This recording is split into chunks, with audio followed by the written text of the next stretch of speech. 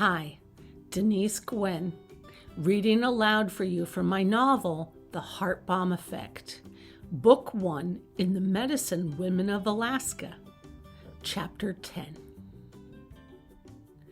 As Paul walked into the examination room and saw the listless child draped over her mother's lap, he knew he'd lost. The poor little thing, she looked so frail, so defeated, that a sudden and absurd welling of tears filled his eyes, and he had to blink several times before finally regaining control over his emotions. Melanie Borders looked up and must have seen something in his eyes, for the tense clenching of her jaw relaxed, and she smiled up at him through her tears. "Dr. Livingston." "Hello, Mrs. Borders," Paul said stiffly. He looked to his left, saw Tom Borders, and held out his hand for a handshake. Tom had been standing with his arms crossed over his chest, but he shook Paul's hand and then retreated to his corner. "We've come here," Tom said with great difficulty, "to cancel any more treatment, because clearly it isn't working and we want to arrange hospice care." Paul's shoulders slumped. "I understand." "There's nothing else you can do for her," Mrs. Borders said, gazing up kindly at Paul. He looked first from Melanie Borders to Caitlin, then over to Tom, who appeared to be hiding in the corner. He walked over to a chair and sat down. "I've provided Caitlin with every treatment this facility can afford, the chemotherapy, but I read about this new drug protocol in last month's issue of JAMA." "What's JAMA?" Tom Borders demanded. "The Journal of the American Medical Association," Rachel interjected. Tom Borders gazed at her with surprise, then subsided. "Yes." Paul gazed at her with relief. He'd forgotten she was here, and her sudden comment helped him to feel just a tiny bit less alone with these two grieving parents. "What about this new drug protocol?" Mrs. Borders asked. "It's a new drug therapy that's being tried out in clinical trials only. If you were to travel to one of the facilities, you could get Caitlin enrolled in the clinical trial." "Where would we take her?" Tom asked. "She can barely lift her head, she's so weak." "The Mayo Clinic," he said. "Too far away," Mrs. Borders said. "We've already bankrupted ourselves with the mortgage we took out to get Caitlin this far." Unspoken, but inferred, Paul knew Melanie Borders blamed him for the staggering amount of money it'd taken to pay for Caitlin's chemotherapy treatments. Expensive, arduous, and emotionally draining, the treatments had done nothing to beat back the disease coursing through her blood.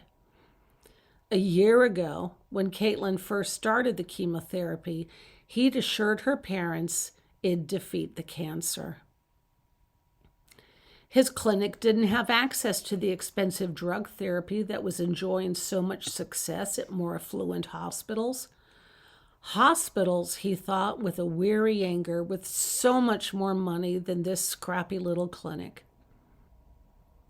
Out of the corner of his eye, he saw Dr. Lavange huddled up against the wall and wondered what she thought of him and of this pathetic clinic, a facility that could barely keep the lights on and the toilet paper stocked up, let alone secure an expensive order of drug treatment to save a little girl's life.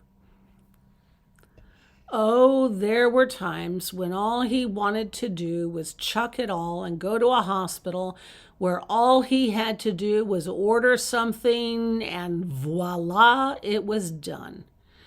Here he had to fret over the budget with Marjorie, figure out how they were going to make it happen without compromising the other patients and the clinic itself. I might be able to see if we can join another clinical trial out at Fairbanks Memorial, Paul said hopelessly. Melanie Borders looked up at him. Encouraged, Paul continued. It's a slightly different drug regimen, and it's meant to cure the same kind of leukemia your daughter has. But this particular drug therapy is designed for adults, not children. But I'm sure they'd let us in with the trial. Dr. Livingston, Tom began, you may as well say there's a clinical trial on the moon, because no matter where you say she can do the clinical trial, it's too far away and too expensive. Tom lost his job and the house is in foreclosure, Melanie offered sadly. Thanks a lot, Melanie, Tom said with disgust. Tell the man all our problems, why don't you? And Tom's left me, Melanie added. So we just can't do it, Dr. Livingston. On that final, bleak note, Paul knew he'd lost the battle to save this little girl's life. As they walked out of the patient's room, Rachel reached for Dr. Livingston's hand and squeezed it. Oh, that poor family. I know, Dr. Livingston said bleakly. There's nothing we can do. And the clinic can't afford to buy the drug therapy? Afraid not. We're over budget as it is. Sudden inspiration flashed through her, and she whirled around and placed her hand on Dr. Livingston's arm. He stopped short and gazed down at her hand as she squeezed his bicep. Never had she seen such unhappy brown eyes as his. If I can get the drug therapy at no cost, would you let me call my contact and see if I can make this happen? Dr. Livingston looked down bleakly at her. If you can get it at no cost and talk them into letting us have the drugs, then you go ahead and knock yourself out. You'd be okay with that? She asked. Sure, but you heard them in there. He gestured at the closed door. They've lost hope. As far as they're concerned, it's time to call hospice. So if you're going to do this, you'd better move fast. Okay, she gulped.